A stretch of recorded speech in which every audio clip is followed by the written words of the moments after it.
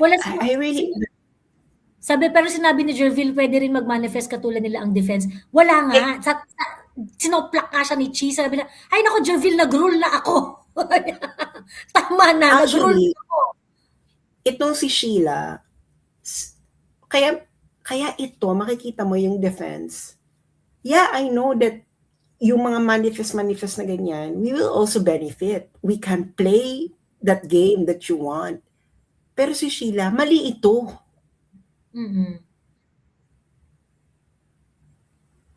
Nagets nyo? Nag-stickler sa procedure si Sheila. Si Ating Sheila. So makikita mo ngayon yung Bendalo, hindi okay na. Ginawa na namin, kayo rin. Diyan nagsisimula ang corruption. Correct. Ganyang mentality. Si Sheila, alam mo si Sheila, hindi siya, wala siyang the mindset of corruption. Kasi ang mindset of corruption, gumawa ka, mali. May pumuna sa'yo. Yung corrupt, anong sasabihin niya dun sa pumuna sa kanya? O ito, para sa'yo. Ayo. Magkaka-share ka din.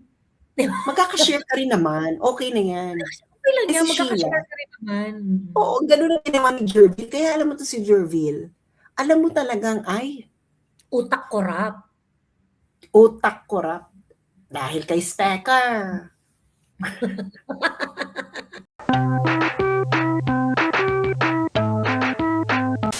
Si Torre, of course, grabe yung ginawa niya kay PRRD, grabe yung ginawa niya kay ganyan-ganyan.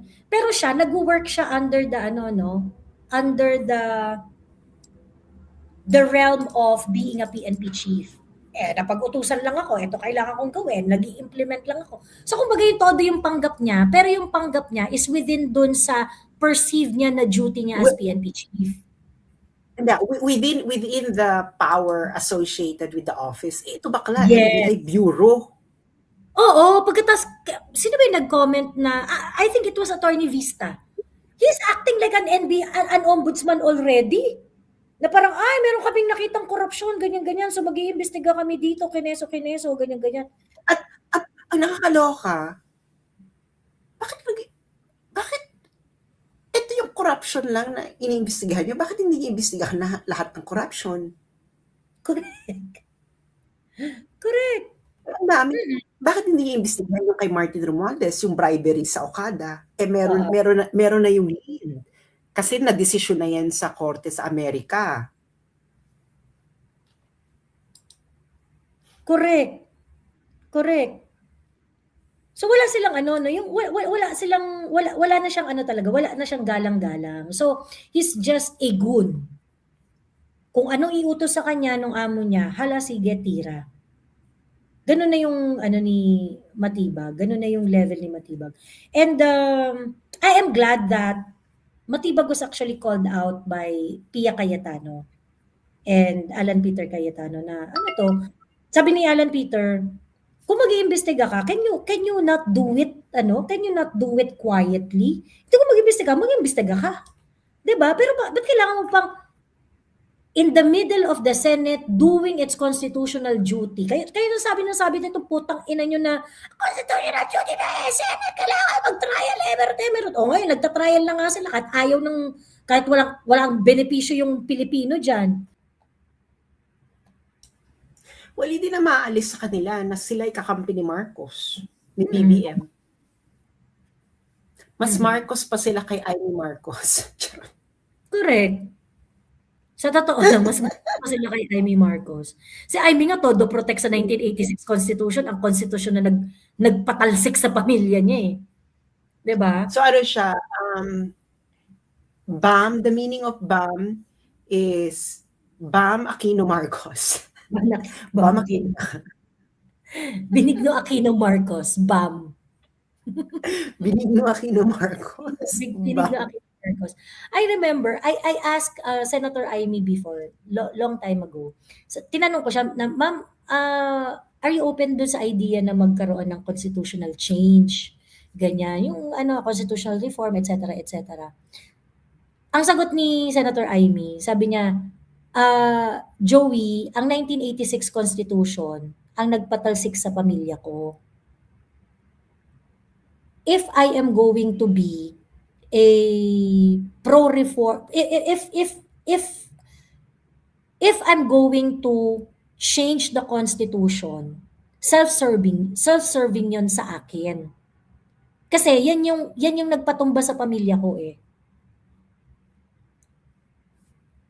So kumbaga, parang vina-validate lang daw niya lahat ng sinasabi sa kanya kapagka nag-advocate siya ng constitutional reform.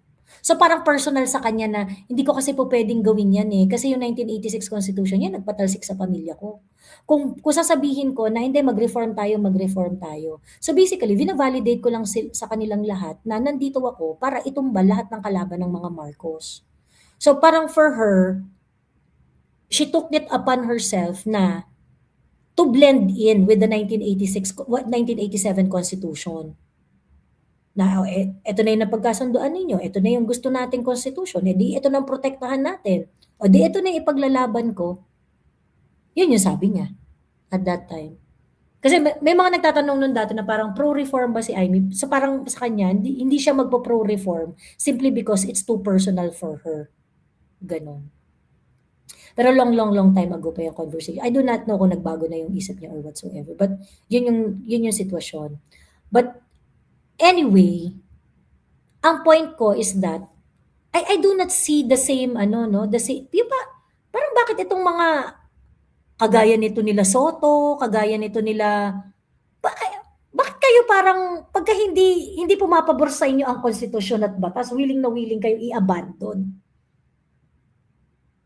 Walang kwenta eh, 'di ba? Walang kwenta. So itong mga ito yung mga tipo ng mga politician na who will just take advantage of their power while they are at it. And these are the worst kind of politician. And you do not choose this kind of politician. Ako pwede pa ako dun sa mga hindi ko agree na politician. Yung mga totally opposed dun sa mga polisiya and whatever. Yung mga pero poprotektahan ng institusyon. Kaya kong makita ng mata sa mata yung mga ganong klaseng politician. Hindi tayo agree, hindi tayo agree on certain policies, hindi tayo agree dun sa mga pamamaraan kung paano i-solve yung mga problems. But you are working to strengthen the governmental institution. Mas ma-appreciate ko 'yan. Mas gusto ko 'yun. Yun yung mga worthy opponent sa politics. Yun yung mga karapat-dapat nakadebate. Yun yung honorable. Yun yung honorable. Well, Ayan. ayun ang eksena. Pero nga, ang nakakaloka kasi itong sa mga camping politicians, no? Again, nakikita niyo na yung profile ng gusto ng LBM Group. Loser at hayok sa kapangyarihan. Ano ba yung mga camping politicians? Loser kasi ilang beses silang natatalo. At hayok sa kapangyarihan. At hayok sa kapangyarihan. Walang ibang inintindi kundi mapatalo ang kalaban sa politika. Oo. Kasi na-wipe up, natalo kayo ng 2016 ng isang probinsyano. Masakit yan sa mga Manilenyo at mga feeling Manilenyo. Oo. Masakit yan sa mga elititan. Masakit yan sa mga elitista. 2019, na-wipe out kayo. 2022, humiliating defeat. Oo. Biglang nagkahiwalay. Nakakita kayo ng opportunity. Naghiwalay. Siyempre doon tayo kakampi sa nasa poder. Di ba? Ganyan kayo eh. Ganyan naman kayo mga camping politicians. So kumampi kayo kay Marcos. Kaya 2025, nanalo biglang akbayan, biglang number 1.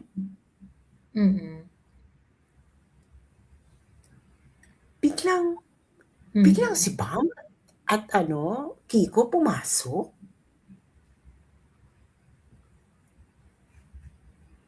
Lot-lot diliyon kayo nun, Ano yung nagbago?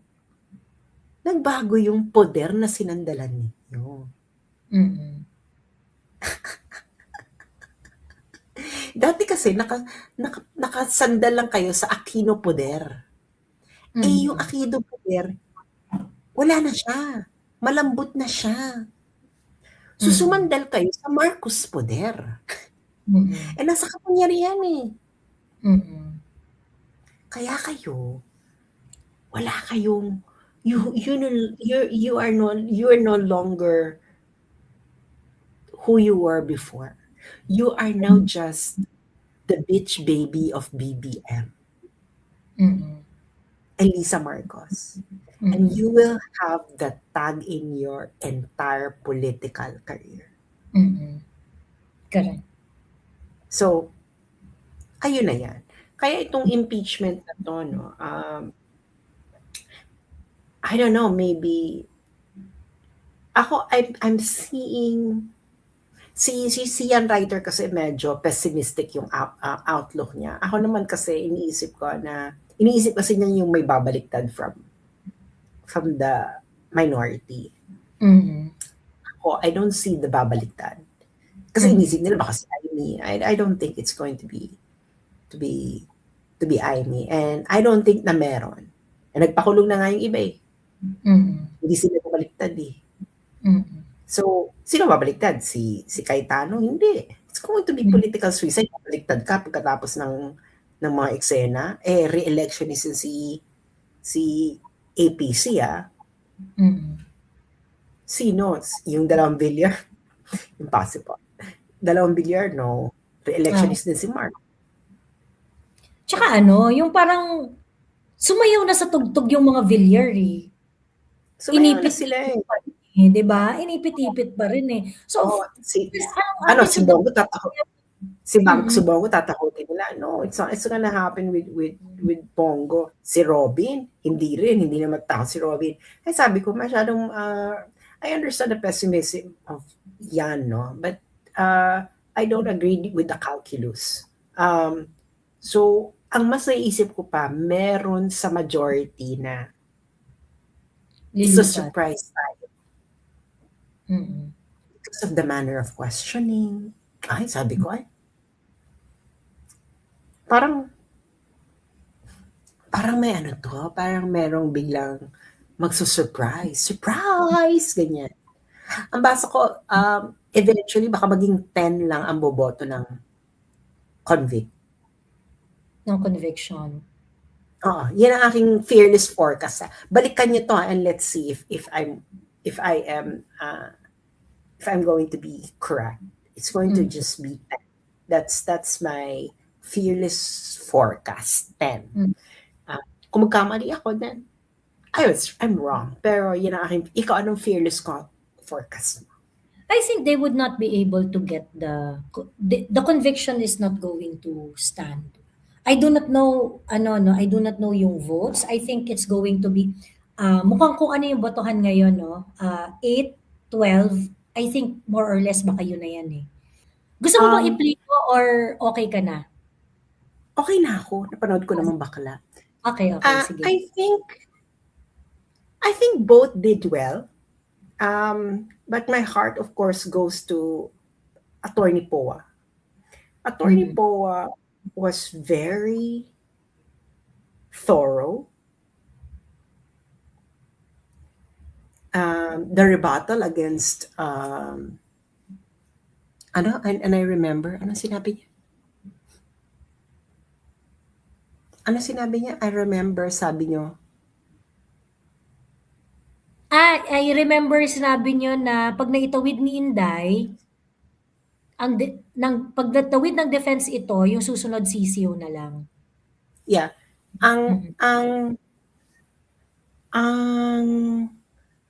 Bakit si Michael Poa? Una, Michael Poa is very thorough.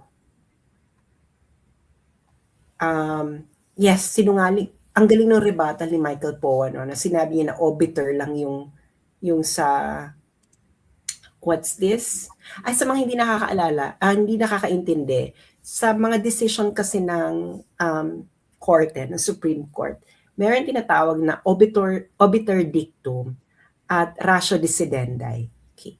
Ano pinagkaiba ng obiter dictum? Yung obiter dictum, para lang siyang side comment na it's not necessary for how the decision has been made. Mhm. Okay? Kaya siya obiter. Side commentary. Mhm. Ang ratio decidendi, yun talaga ang basihan ng decision ng korte. Yung argument, yung line of arguments na yan. And of course, no, maraming syempre may mga lawyers na they would consider which one is obiter, which is ratio decidendi, and of course it's only the Supreme Court can decide which one is obiter and which one is ratio decidendi. Decidendi. Ngayon, itong si Michael Poa, itong sinabi ni Jokno na obiter lang yung ano ba yung obiter na sinabi niya, bakla? Ano, ang tawag dito yung obiter lang daw yung kasi sabi ni Attorney Michael Poa, bakit mo sinasabi na yung bakit sinasama ninyo yung mga bagay na ah, hindi naman part ng pagiging Vice President Inday Sara. So for example, you're requesting for documents 20 years ago and Yeah. she's a mayor, she's ano ganyan, it's Yung sinabi ni ano pala, naalala ko na, yung sinabi ni Jokno, obiter lang daw, obiter dicta lang daw yung sinabi ng Supreme Court na relevant lang dapat sa years na kung saan siya naging Vice President. Ngayon, ang argument kasi ni Jokno, well, this impeachment court, katulad nung kay Justice Corona, sinama yung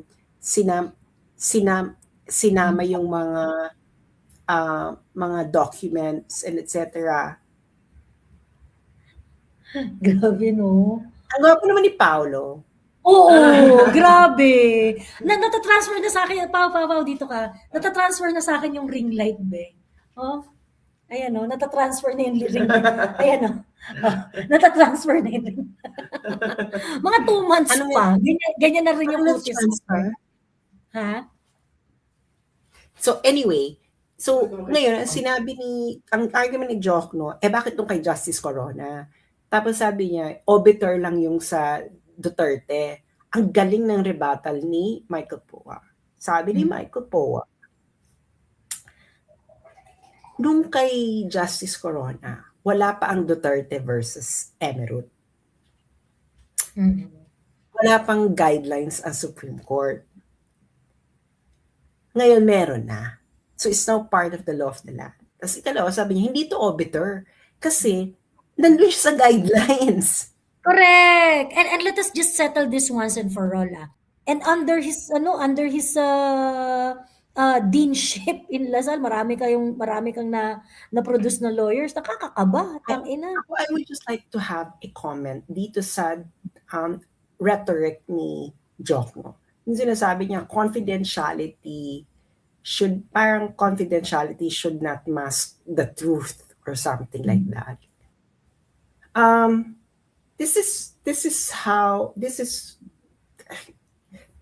Kaya itong si Jokno, no, na parang, dude, unang-una, there is a difference between what you claim happened and what really happened. Okay. You have a claim that something happened. And you are telling us na if we go through these taxes and bank accounts, you will be proven. You got the causality backwards. First, you should have already the causal history should already be settled when you make a case. Ang ibig sabihin nito, dapat sinabi mo na, oh, eto, kinurap niya to, dito niya kinuha yung pera, at dito niya nilagay sa bangko na to. Within this time period. That is an airtight case. Hindi yung, kailangan natin tingnan lahat. Mhm. Kailangan natin tingnan lahat kasi doon talaga mapuprove ang aming claim. Yun ang gusto mong sabihin. Joke, no. Hindi yung confidentiality should not mask the truth. No. Ang gusto mong sabihin, kailangan natin itong i-leave ang confidentiality kasi hindi namin talaga alam kung totoo itong sinasabi namin. Gusto lang namin malaman, baka sakali. Yun ang inyong kaso, baka sakali. Ang kasong baka sakali ay hindi kaso. Correct. Girl, para kayong mas magagaling pa yung mga mga girlfriend sa inyong mag-imbestiga. True! Bago nila i-komprontahin yung mga jowa nila, may exhibit A to Z na sila agad. Hindi makakapalag si jowa. 'Di ba? Wala na Oo, tangina. Hindi, walang hearsay, 'di ba? Di ba? Na Sino parang, hindi kailangan natin bulatlatan lahat para malaman natin ang katotohanan. Bakla. Ano bang katotohanan yung gusto niyong mahanap? Kung ang gusto niyong malaman is kung totoo yung haka-haka ninyo. Hindi kayo naghahanap ng katotohanan. Ang gusto niyo is kung totoo yung haka-haka ninyo. Kung hindi totoo yung haka-haka ninyo, nabulatlat nyo na yung records ng tao. That's actually against the law. Tapos yung mga sinasite pa nila, no? Bakla yung mga sinasite yung kaso, meron yung dahil meron yung causal history, o nagnakaw ka, nilagay mo sa bangko mo. Ganito, ito yung, meron siyang causal explanation. Kayo wala kayong causal explanation. Sinasabi nyo, meron siyang ill-gotten wealth. Nasaan yung ill-gotten wealth? Sinasabi nyo lang, unexplained wealth. Putang inang, anong konsepto yung unexplained wealth?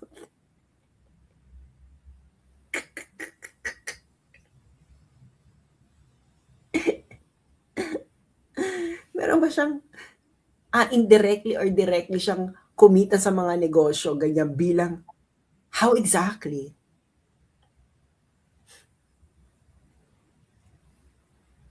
Bawal daw.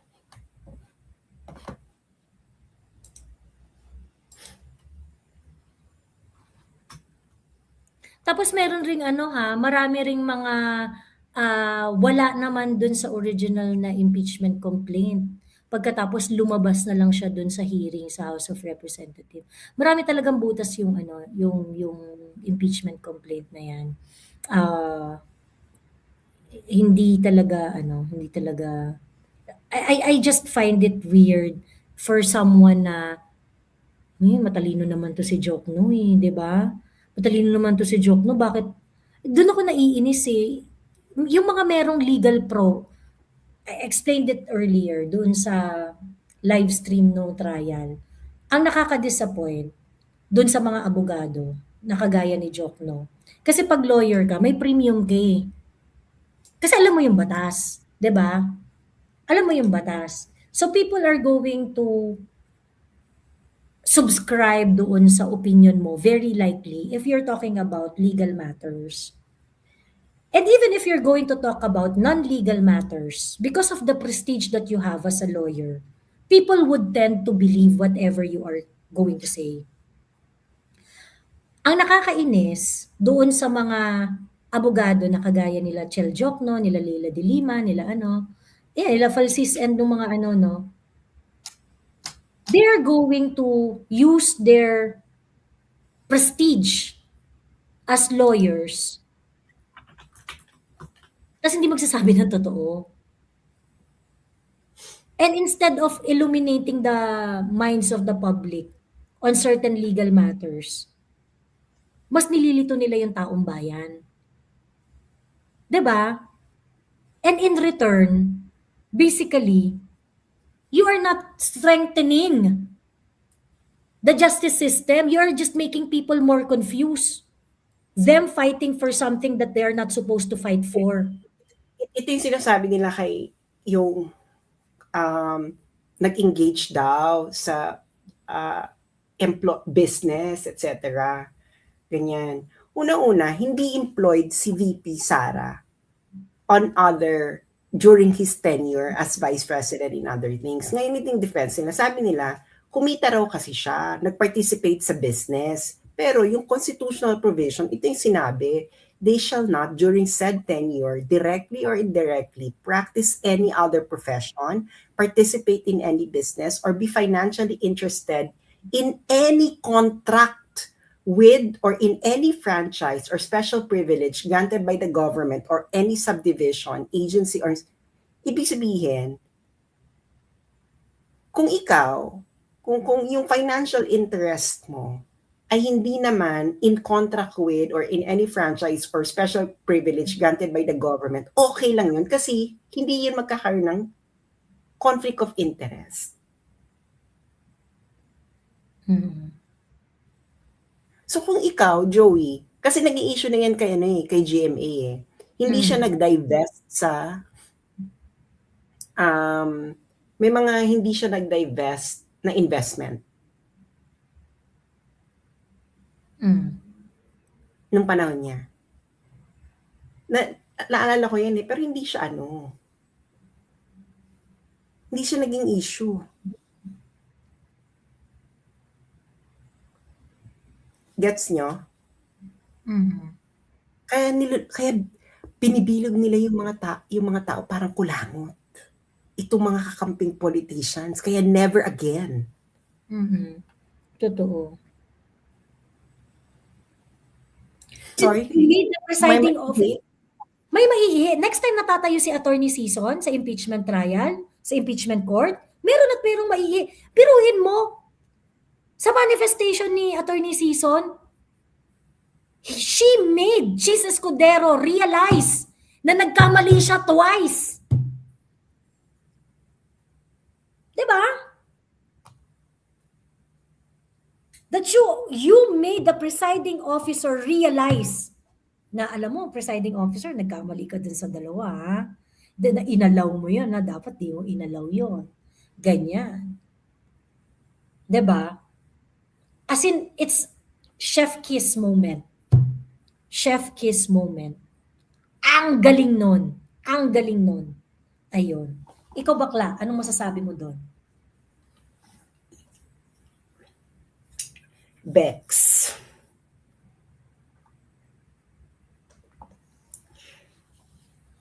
Sheila Sison stood her ground. She knows the law. And yung mga Bendalo group, huwag na tayo mag-technical. Si Sheila, this is not mere technicality. It's substantive because it is part of the Constitution.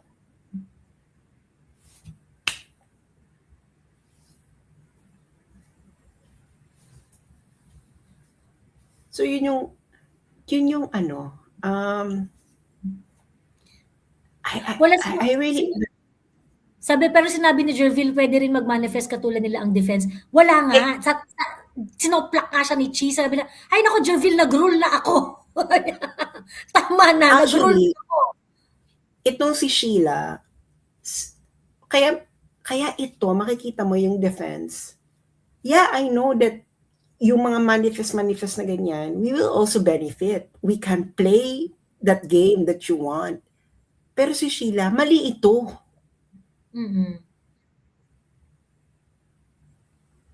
Nagets nyo? Nag-stickler sa procedure si Sheila.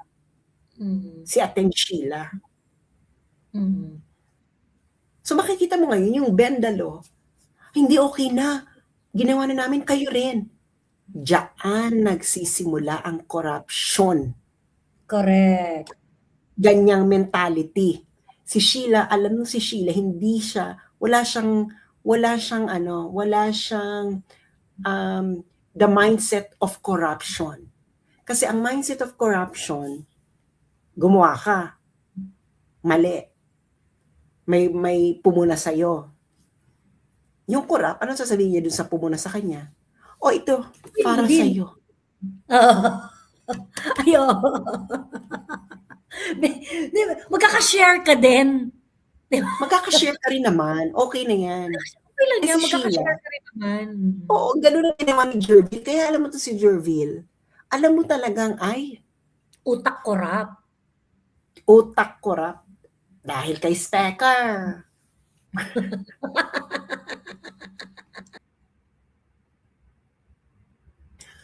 Well, ang gusto ko lang i-chika ay gusto ko talagang abangan ang presentation of evidence ng defense. Ang tagal pa eh. Ang boring naman kasi nitong prosecution. Oo. Nakakapagod. Ang dami kasi nilang padrama. Pero alam mo, sa totoo lang, pagka-defense na yung nag-present, fireworks yan. Pagkatapos kung i-extend nila ng i-extend to, tapos di sunod-sunod na, defense na yan, evidence in chief ng defense, cross-examination, keneso, ganyan-ganyan. So magiging fireworks yan. And, you know, this bunch of lawyers are way more competent than the prosecution lawyer. Pagkatapos malapit ka ng mag-eleksyon, diba? Malapit ka ng mag-eleksyon, kaya alam mo, isa rin sa possibility, baka pagka kunwari sobrang ganda na, sobrang magiging pabor ng impeachment trial to Inday, baka i-declare na ng Supreme Court na unconstitutional, ipatigil na yung impeachment trial once and for all. That's another possibility. May mga curveballs, bakla. Sinasabi ko sa'yo ng mga curveballs. Pero, Yeah. I'm ready for the presentation and defense. Kasi, ang haba yan, hindi nila mapipigilan yung paghaba. Kasi, ano yung pwede mong pigilan yung haba? Wala naman time limit ang cross-examination. Wala rin naman time limit ang direct examination. Wala rin naman time limit ang recross. Di ba? Lalo na pag dumating ka na sa yung mga confidential fund, bakla isang witness pa lang yan, naabutin na siguro ng 3 hearing dates yan. Kaya, good luck. Well, huwag yung bakit kailangan may time limit ang impeachment? Diba? Time should not be a hindrance to the truth. Kahit 10 years tayo mag-trial. Malaman lang natin ang katotohanan. Ano po input nyo tungkol sa Pax Silica? Ang dami ko na nasabi niyan. Ang dami na namin nasabi diyan. Input na naman. Tarantado yung tumanggap ng offer na yan. Ganun lang kasimple. Simple. Yung Pax Silica, it's like a special economic zone. Okay? Yung ginawa nila sa United States, walang renta, 99-year lease. Alam mo, hindi bagong konsepto ng special economic zone. Okay? Ang China, nagkaroon ng mga special economic zone. Walang ganyan ang China na, ay, meron kaming sarili naming batas dyan, ganyan. Hindi kami magbabayad ng renta for 99 years. Napaka-loser naman ang bansa mo kung ganyan ka mag-offer ng special economic. You are such a loser. The Philippines is such the loser mentality. 99 years, free. Tapos, at ito pang pinakamasakit. Special economic zones, ang special provisions dyan ng lahat ng special economic zones, technology transfer. Technology transfer to local companies. Walang technology transfer sa Pax Silica. But there is a supply agreement, di ba, na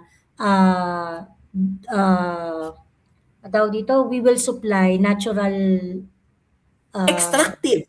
Ibig sabihin, this is colonialism by other name. Ganyan na nangyari sa colonialism. Nandyan kami, kukunin lang namin yung resources mo. Oo. As simple Mm. as that. Mm. Kukunin namin yung resources mo. Mm. Diyan na nga nagmo-move on ng Global South eh. Ayaw na nila ng extractive economy. Ang gusto na nila, they should be able to produce things on their own. And that would require technology transfer. Ganyan ang ginagawa ng China sa Africa, nagkakaroon ng technology transfer. Kaya itong Silica na to, tarantado yung nakaisip nito, mukhang pera. Kasi kikita sila kasi nasa mining sila eh. Mm. Pero mga Pilipino, no. Don't ever expect that it will give anything to you. No, because there's no technology transfer. Sa nakakaloka, bibenta pa. Kung ano yung product nila dyan gawin, ibibenta rin nila sa Pilipinas. Mm. Tarantadong putay. It is colonialism it is colonialism with a treaty. By With other ano, name. by other name, oo. Oo. It is Tarantado. colonialism in black and white, oo. Wala kang technology transfer? Ibig sabihin, hindi ma-develop yung industry mo. Mm. Vietnam, China, India, Bangladesh, all of them may mga special economic zone. May technology transfer, mga bakla. Mm. At walang 99 free release. 99-year free release, ano yan? Parang nangyari nga sa Hong Kong. Correct. Ay, Sas, isa pa pala, buti na lang may nag-remind sa comment section. Kasi 'di ba si Rubio, meron siyang statement yesterday na bonggang-bongga na sinabi niya na mag-all out ang Jumerica against ICC. So encourage daw nila lahat ng bansa na i-dismantle ang ICC at yung mga allies na hindi magte-take ng same stand ay makakatikim rin ng suntok ni Uncle Sam. Ayan. So what can you say about it?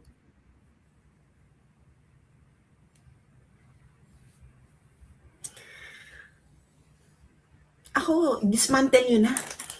Oo, wala nang mga pasakasakali. Do it. Do it na. Do it. Go na. Perfect.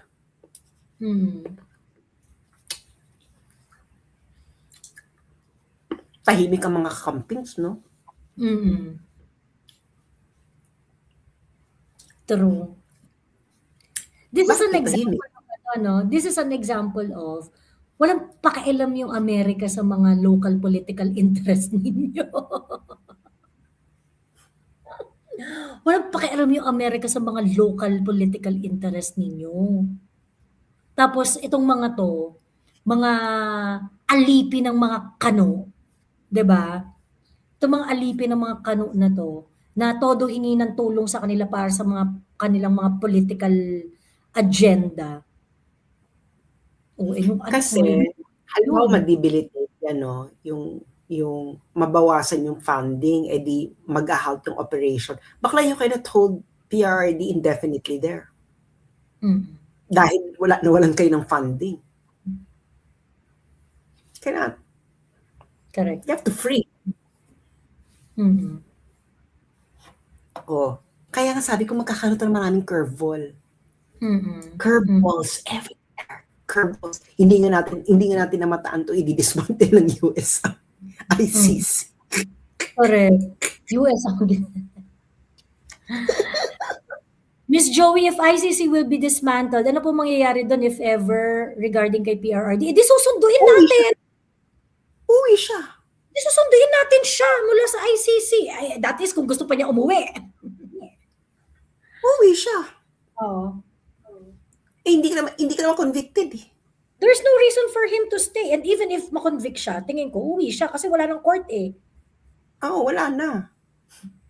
Ita-transfer hindi ka naman pwede ikulong sa Pilipinas kasi hindi naman ng Pilipinas ang nag-decide sa iyo. Wala, kapag dating sa Pilipinas, wala kang kaso. Correct. So anyway, yun lamang po. Maraming salamat sa nagbigay ng pangkape sa GCash at sa PayPal. At magkita tayo uli sa Monday para sa bagong episode ng Inimpeach Ka Pero Kulang. Thank you so much.